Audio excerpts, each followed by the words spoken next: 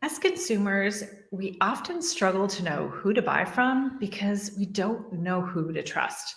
There's fake reviews, paid endorsements, fraudulent online stores. Shopping, honestly, has never been more challenging. And this is why trust is the most valuable currency. And today I'm super excited to be joined by Sharon Vinderine, a successful entrepreneur, influencer, and media personality who founded the PTPA Media Awards organization. And she has assisted thousands of brands in establishing trust with consumers and has created a community of over 250,000 families. Welcome, Sharon. Thank you. Excited to be here. Yeah, we were just talking about our curls before we got on here. I love, a couple of like-minded blondes here. So I love what you're creating, and I was doing a bit of digging on your website and learning a bit more. And I love, one of the things that you talked about is when you got started, you found that you had to pay to play. You had to pay to get an award. Yeah. And I've been in that situation many times where somebody wants me to pay to get an award. And so I understood, I was like, ooh, that hits me. I totally get that. So, Right.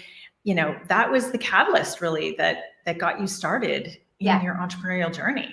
Yeah, absolutely. And I mean, not to say that we are not for profit and brands don't pay us in order to work with us, but a customer actually said this to me yesterday. We are an elevated awards program. I'll use her words.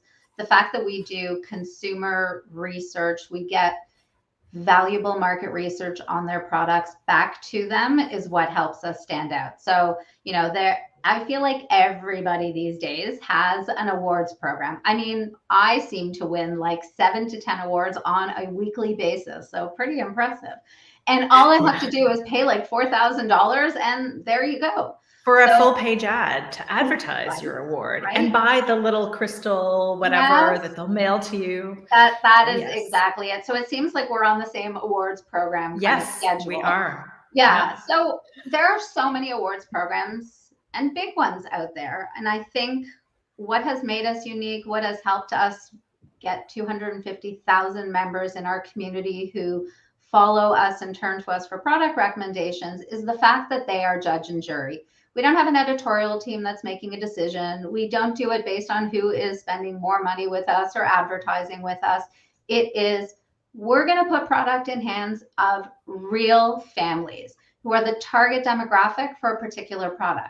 They're going to complete a detailed survey about their experience with the product. We take those surveys, and that's how we determine if the product earns our parent tested, parent approved seal. So it's really it's the equivalent of like me calling 20 of my best friends and saying, okay, so we all have this product. Everybody tell me all the things you love about it, the things you hate about it. Are you going to recommend it? Are you going to continue using it? That's essentially what we are. And I think like recommendations go so far. We all ask our friends, whether it's a baby product or I got a message from a friend this morning asking me about a hotel we stayed in Rome and did we like it? And I gave her my review of that place. Like, would I recommend it? So we're always asking our friends first. So this is just kind of tapping into an even wider network. Yeah, that's exactly it. I'm going to trust my friends before I'm going to trust a marketing message, an ad I'm going to see on TV or in a magazine. I am going to turn to someone who I know has used the product, is in potentially the same life stage at me, maybe income equivalent. And those are the people that I'm going to rely on. When I was a new mom, I thought, okay, I am going to buy the most expensive things I could possibly find on the shelf because this is my new baby and I will do anything for that baby. And I would bring these products home and they were such duds.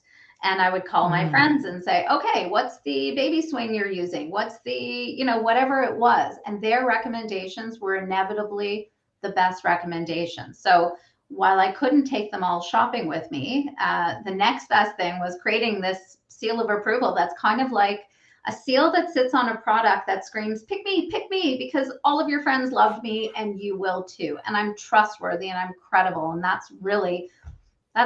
kind of picture Shrek when I picture our seal. It's like if you've seen Shrek and he's going, pick me, like, yeah. That's how I see us. Wait, no, I it's the love donkey that. that does that. It's not Shrek, it's the donkey Yeah, I was like, from I Shrek. couldn't remember. Yeah, Yes, but yeah, you're the donkey. there you go. My seal is Uh, the donkey. Hopefully people didn't just get that moment. You know, you're like, what Yep. does a donkey have to do with this deal? Stay tuned and listen for more. So, okay, we've talked a bit about the fact that there are all kinds of these awards, that people want to send us every Yeah. week, it seems like. And you don't know, like the average consumer doesn't know that you paid for your award versus a seal of approval or a stamp. So how do you've built up this following, and it's in a specific industry, but what can brands do to build that? Obviously it's, maybe their competitors have awards they've paid for, so they can say they're award winning, and they're like, well, do I need to pay to play as well, just to be able to be at their level? Like, what can brands do that can help them build that trust in a different way than those paid advertisements and fake reviews? Yeah. I mean, I think there's a few different things. So number one, trust is built with authenticity, with showing more about what kind of brand and organization you are. That's really how you connect with consumers. We want to know what's your ethos. We want to know the important things about you, not just your third quarter earnings. Because while that's important for your investors, it's not important to me as a consumer.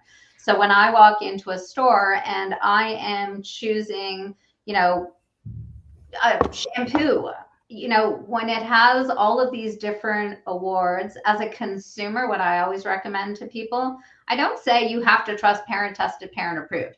I always say you should go out and educate yourself on what all of these different awards are. Even if you're looking at something like organic is very important. Understand what organic actually means, because while the word would seem very obvious, sometimes people come out with just these random certifications that don't even have a certifying body behind them. So there's a lot of, I guess, greenwashing out there.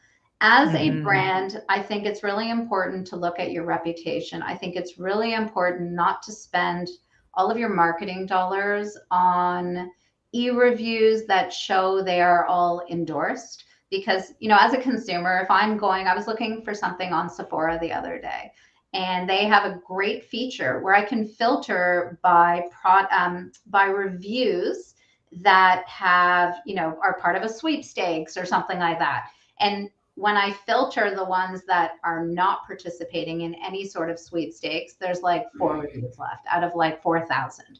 So to me, it just completely skews the perception, and I no longer trust what I'm reading. Because if you were incentivized with a chance to win something, I understand you get something for free to test, which is great. We do the same thing, but we make it clear. We don't want you to tell us what you think we want to hear. We want you to tell us the honest truth. Versus a lot of these sites, when it's a sweepstakes, consumers sometimes feel, oh, I better say something really positive so that I have a higher chance of winning. So I think consumers are much savvier. They trust influencers less. They trust e-reviews less. They feel like there's a lot of fake reviews in addition to the ones that, are part of a sweepstakes.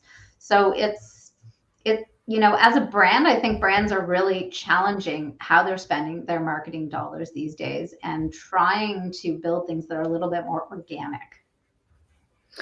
Yeah, I think consumers are getting more savvy. Like, we're questioning things more. We're like, that doesn't feel right. And they're going more with that gut.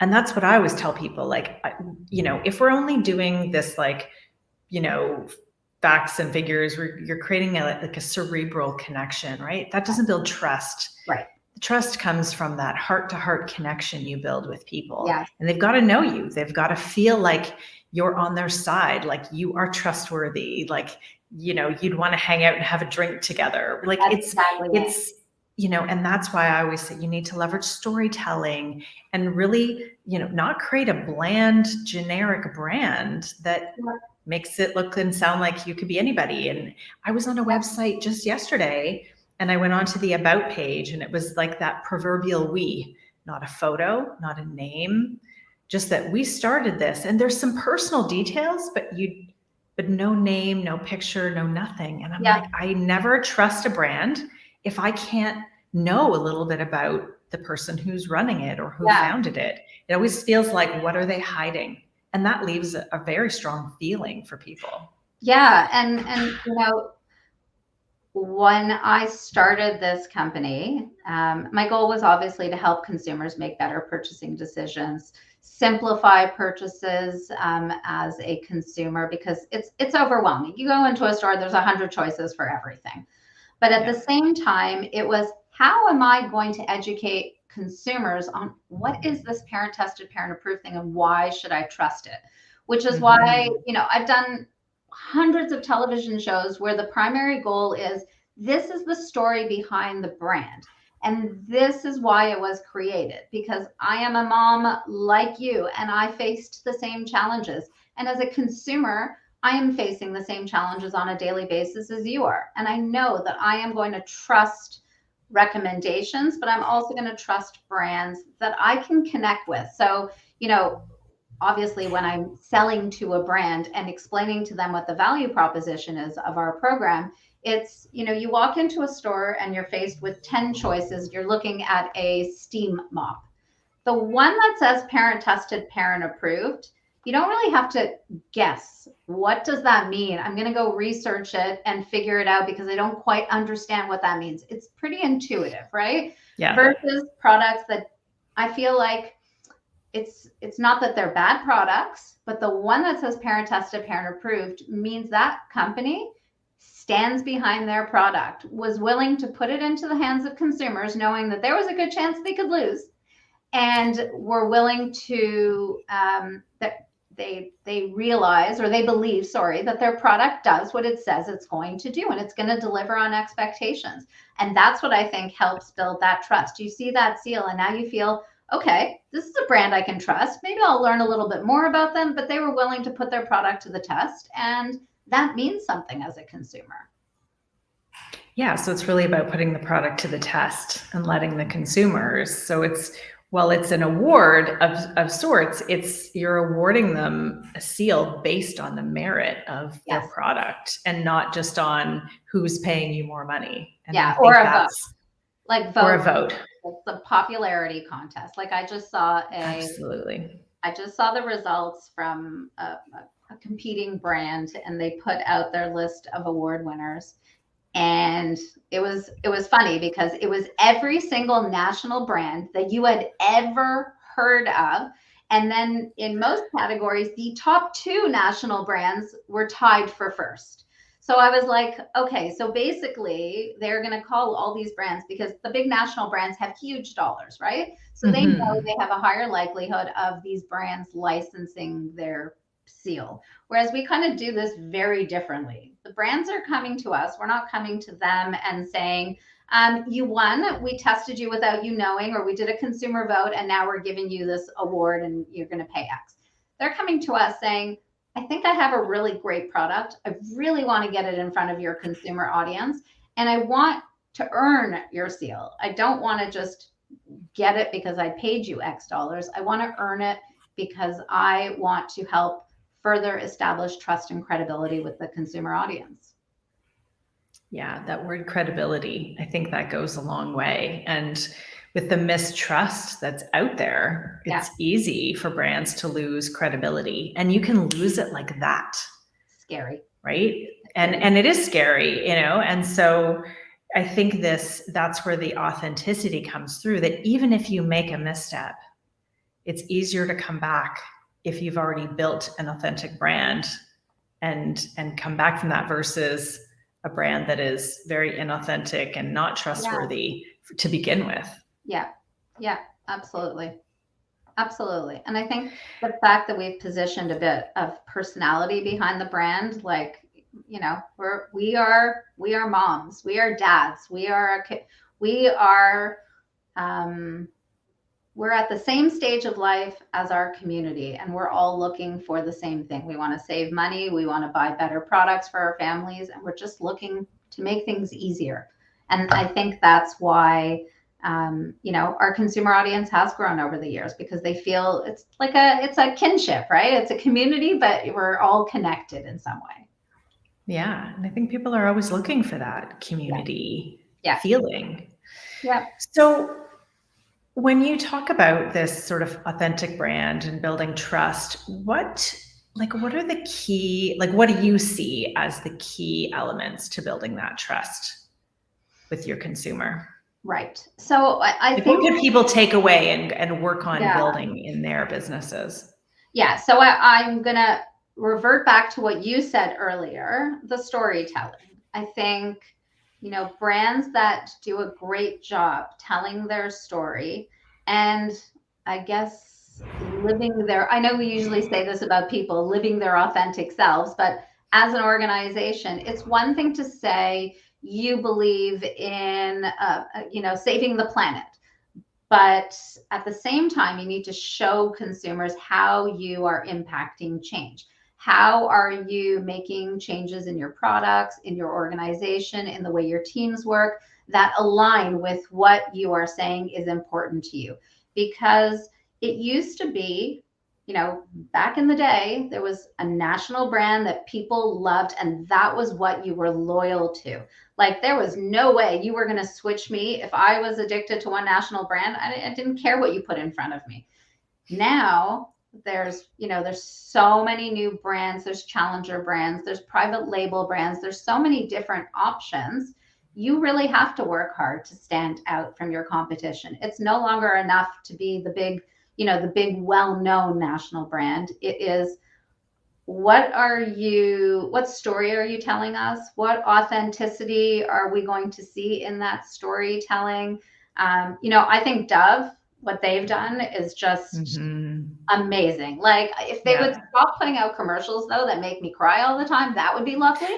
But what they've done is amazing, because I can relate to everything they're putting out. They're building an emotional connection with me, which means I am not thinking twice when I am buying a Dove product, because in my mind, I believe that Dove has my best interest at heart. I feel like Dove can kind of sum it up for me. Mm-hmm. So storytelling and alignment is kind of what I heard from, that you as the founder or the people working in the business align with it, but that your consumers also align with it, and you can really meet, and your messaging shares that as well. And I talk about that with my clients all the time, that you've got to create that connection. And something that we do in our process is we develop personality traits for our brands, for our clients. And it's like, it's creating a personality. Like, if you were to describe your best friend or your partner or somebody else in your life, what are the adjectives you would use to describe that person? And we do that with a brand. And so that then everybody knows this is how this brand shows up in marketing, on their website, in person, in correspondence. And there's no question about it. And it creates more of that human side. I believe in people creating human brands, not just, something that looks good or sounds good. It's got to have heart. And I don't care what kind of business you're in. And I've dealt with a lot of different businesses. It doesn't matter. If you put the heart in it, then that draws in the right people. Just like you said with Dove, you'd buy anything from them because of that connection that they've built. Yeah. And I love that. I love thinking about businesses as, what are those adjectives? What is the business personality? I mean, clearly we're donkeys, jumping up and down saying, pick me, pick me. But yeah, I think when you've perfectly summarized it. It is, how are you representing yourself to other brands? What message, what story, what personality are they seeing? Like, from a parent tested, parent approved perspective, I'm a parent. I'm straightforward. What you see is what you get. curly hair and all. I know we chatted earlier about how, we saw a post this week related to people worrying that maybe they're not taken seriously because they have curly hair. You get what you see. And that expression, it takes a village. It literally does take a village, regardless of what we're talking about, whether it's raising our families, whether it's shopping for our families, whether it's living happy, healthy lives. We rely on one another for guidance. I think, that's why social media is so successful, right? So we're all turning and looking to others. Hopefully we can teach our children how to look to the right people, but we gain inspiration, and sometimes we learn lessons from others by using tools like that. Yeah, absolutely. Oh, we've got a comment from somebody, but there's no name. So refreshing to hear about a marketing organization that puts the consumers first and attracts other businesses who feel the same way. Love it. Amazing. Oh, love that. Let us know who you are. I don't know why sometimes it doesn't want to show who it is, but LinkedIn user, whoever you are, let us know who you are. That's love amazing. That. Thank you. Yeah. So something you mentioned when you were sharing some details about what you wanted to talk about today is that ADHD as a superpower. Yes. And so I would love to hear a little bit more about that. I know there's a lot of entrepreneurs who have ADHD, and it is, I have somebody in my life who has it as well, and it has a huge impact. So would love to know how you see, I'm assuming that you have ADHD, and how do you use that as a superpower? Yeah. So, I was one of those people who didn't get diagnosed until I decided to go for testing, even though there was no question, but I was like that from a young age. And I was forced to learn techniques that work for me to kind of reel me in, although my team will tell you that it's really challenging to reel me in. But at the same time, I believe it allows me to be really incredibly creative.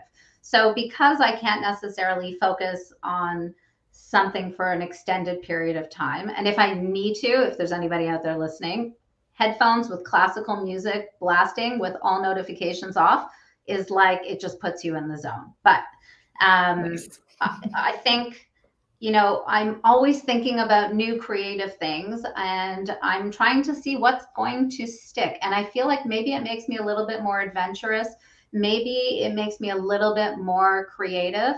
And I don't see it as a flaw. Like, I've been watching, there's a television show what show were we watching? Oh, it's one of those, medical dramas on TV. And one of the characters was just diagnosed with ADHD, and they're making it seem like that character has been diagnosed with the most horrific illness. Like, it's so dramatic. And I'm thinking to myself, like, I understand ADHD can challenge us.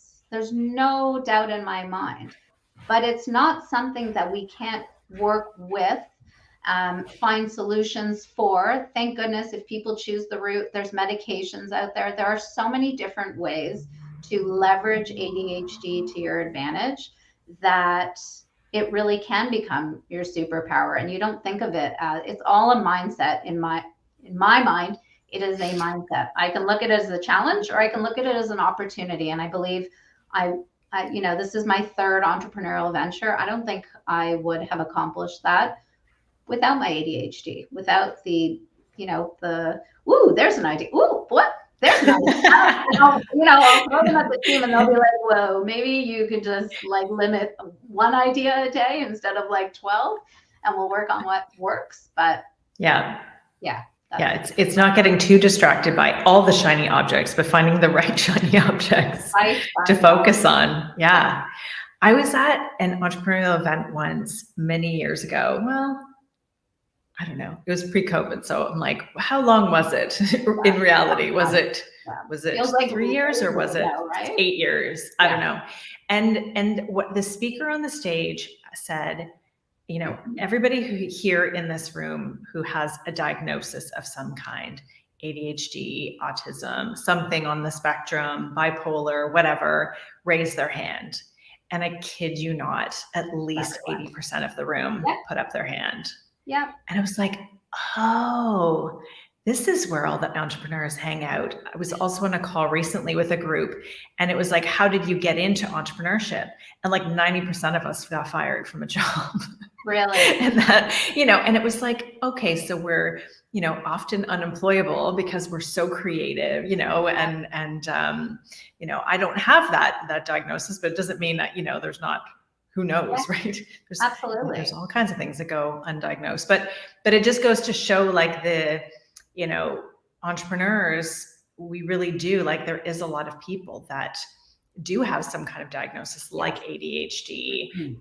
They do struggle to work in some kind of confined, that conformity, that was challenging for me. And we want to forge our own path because we want to follow that. Doesn't mean it's the easy road, but it definitely is, definitely makes life interesting. That's for sure. It absolutely does. And, it's anything that we deal with. Well, I mean, number one, I love that in the last decade or so, and obviously more recently, mental health is a topic that is out there. We are comfortable talking about it. We are not judged for it because, quite frankly, like you said, maybe it was 80% in that room, but I'm going to say it's 80%, globally, if not more. Like, we all deal with something. I've dealt with anxiety since I was a teenager. And I remember being very open about it because I didn't see it as something that was in my control. It was something that was part of me, part of my personality, and something that I needed to learn to address. But I was always comfortable sharing that because I felt, okay, well, having a conversation with somebody who might have those same feelings, now all of a sudden it almost normalizes it for us in our own minds. You always feel a little bit calmer and better knowing, oh, that person's dealing with the same thing. So, there's hope for me, or there's other people like me. And I love that, LinkedIn in particular has changed in the sense that, everything used to be, buy my product's amazing. Oh my gosh, I'm amazing. And now this is what real life is. Like, I have the best conversations on LinkedIn when I'm talking about a challenge. Like, being an entrepreneur, I mean, could you find a more challenging career? I'm going to say no, because it's this ongoing roller coaster, right? So we could do like multiple episodes on this, and that's the reality of it. People want to talk about those kinds of things because we're all struggling with those types of issues. And that goes back to trust, to connection, to relationships, to humanizing your brand. It's always the stories that I share that tell people like a little bit about who I am and my backstory, and letting people in. That is when people really start to engage. And that was really an eye-opening moment for me a number of years ago. And I was like, wow, this is really, why is this the post, or this the blog post, or whatever that I share? And I realized that it lets people in. And that is such a key, because that develops that trust and that connection.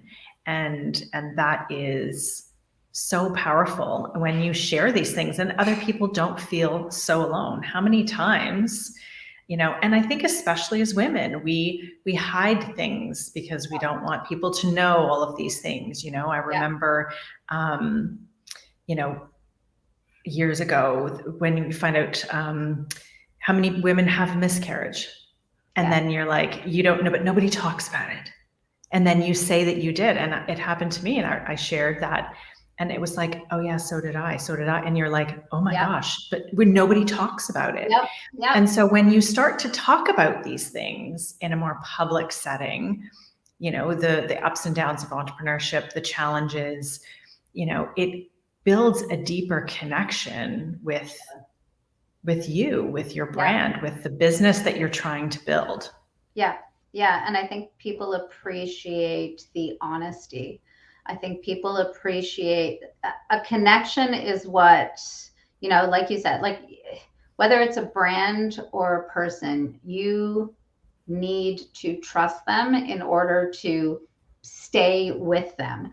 So building these emotional connections, you know, you're talking about miscarriages. We were talking about that yesterday, like how until you start talking about it, you have no idea how common it is. And luckily, again, we live in a generation, in a time where we feel comfortable enough to share things like that, share some of the traumas that we've gone through, because we realize nobody actually expects that any of us are perfect.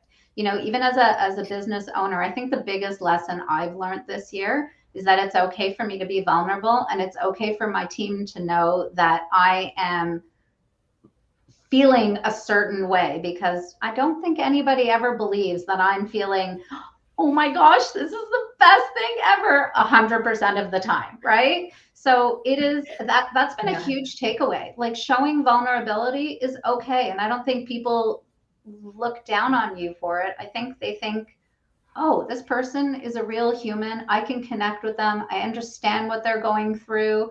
And in fact, I have felt that way too. So I feel like it builds a better connection than being that business owner or even that brand that just feels like, we're amazing. You should buy from us because we've told you we're amazing and we make everything look like life is amazing. So stick with us, because nobody believes that. Nobody believes that. That is not how to build trust. No. Absolutely. I love that vulnerability is the theme word this year that I've been seeing. I love that. Yeah. Amazing. I think we could do a whole other talk just on that. This has been such an amazing conversation. I feel like we covered a lot of topics, but I really think there were some valuable insights that you shared. So thank you so much for being here, Sharon. How can people connect with you? What's the best way for them to reach you? I'm going to say LinkedIn. So it's Sharon Vinderine on LinkedIn. And then, you know, if any brands are interested in putting their products to the test, they can go to ptpaawards.com. And then consumers who are looking for opportunities to test products, join our community. Head over to ptpa.com and sign up to be a parent tester. And you never know, you might get picked. Amazing. Thanks again for being here. And thanks to everybody for watching. Bye. Thanks.